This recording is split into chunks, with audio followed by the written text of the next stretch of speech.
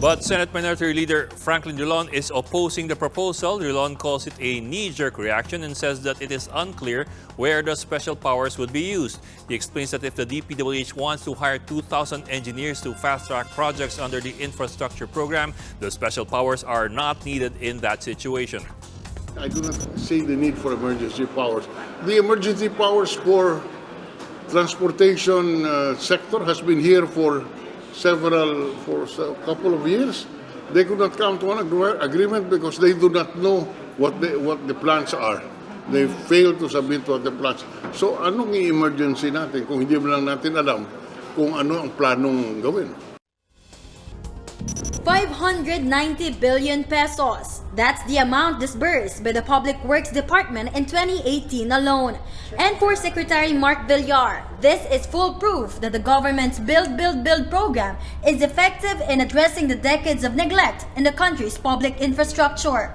Yun ang pinakamataas sa history ng department, and that amount of disbursement is equal to 4 years in the siguro it's higher than from 2011, kung ano yung disbursements natin from 2011 to 2014, mas mataas pa yung disbursements sa 1 year of the Duterte administration.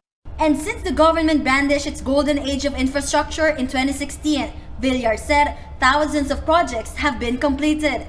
This includes nearly 10,000 kilometers of roads, more than 2,700 bridges, and over 4,500 flood control projects in the country. As for the flagship projects under the Build, Build, Build program, 28 projects were scrapped, says the DPWH, while 53 more were added. 40 of this will be handled by the agency. These projects were selected based on their economic rate of return.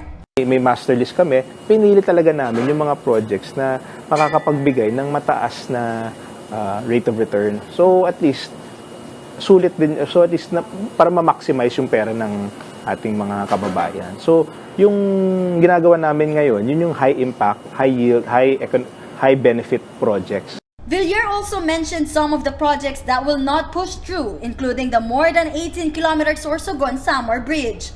Gumawa kami ng study dahil sa lalim ng dagat, ang technology, kailangan natin gumawa ng underwater bridges, which at this point is because of dahil sa cost, medyo mahirap i-implement at hindi mo pa ma-justify yung cost. Meanwhile, the DPWH will prioritize these projects.